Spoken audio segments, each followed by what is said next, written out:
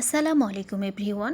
ছাদ বাগান এবং ব্যালকনি বাগান সম্পর্কে সকল ধরনের ভিডিও পেতে আমার চ্যানেলটি সাবস্ক্রাইব করে রাখুন। যদি ভালো লাগে তাহলে লাইক, কমেন্ট অ্যান্ড শেয়ার করবেন। চলুন জেনে নেই কীভাবে টবে ঢ্যাঁড়স চাষ করতে হয়। ঢ্যাঁড়স আমাদের দেশের একটি জনপ্রিয় সবজি। আমাদের দেশে সবসময়ই ঢ্যাঁড়স চাষ করা যায়। শহরে বসবাস করেও অনেকেই বিভিন্ন সবজি চাষ করতে আগ্রহ প্রকাশ করেন। ইচ্ছা করলেই ছাদে বা ব্যালকনিতে অল্প পরিসরে নানান রকম সবজি চাষ করতে পারেন। বাসার ছাদ বা বারান্দায়, টবে, ড্রামে অথবা কাঠের বক্সে খুব সহজেই সবজি চাষ করা যায়।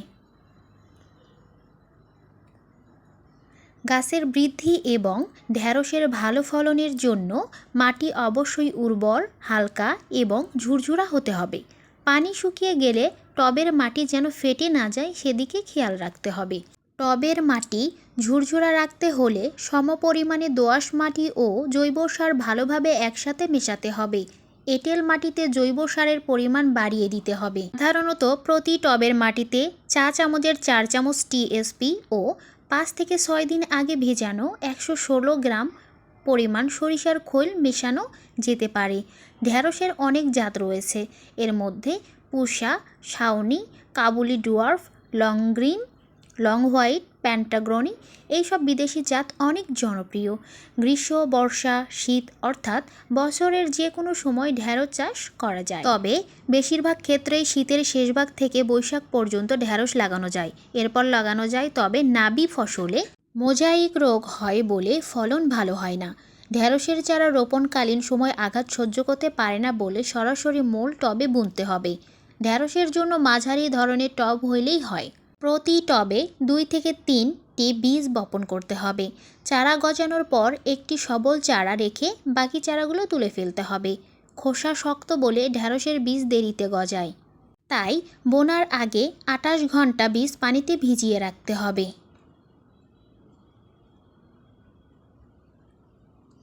ঢ্যাঁড়স গাছ পানি সহ্য করতে পারে না। গাছের গোড়ায় যেন পানি জমে না থাকে সেদিকে লক্ষ্য রাখতে হবে।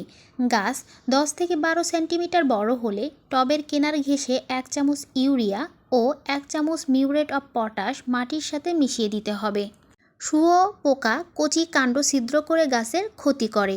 মোজাইক রোগ ঢ্যাঁড়সে প্রায় দেখা যায়।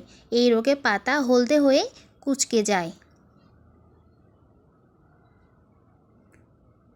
রোগে আক্রান্ত গাছ তুলে মাটিতে পুঁতে ফেলতে হবে। শুঁয়োপোকার হাত থেকে ঢ্যাঁড়স গাছকে বাঁচাতে হলে প্রতি লিটার পানিতে 1 মিলি ডায়াজিনিন 80, নোভাক্রন 40, অ্যাকালাক্স 25 এর যে কোনোটি অথবা 1 লিটার পানিতে 1 মিলিলিটার সিম্বুস 10 মিশিয়ে স্প্রে করতে হবে। ঢ্যাঁড়সের বীজ বপনের 2 মাস পরেই ফল পাওয়া যায়। কচি অবস্থায় ঢ্যাঁড়স তুলতে হয়। দেরি হলে ফল শক্ত হয়ে যায় ও খাওয়ার অনুপযোগী হয়ে যায়। ঘন ঘন ঢ্যাঁড়স তুললে গাছে বেশি পরিমাণে ঢ্যাঁড়স আসে। গাছের ঠিকমতো যত্ন করলে একটি ঢ্যাঁড়স গাছ থেকে অনেক দিন ফলন পাওয়া সম্ভব।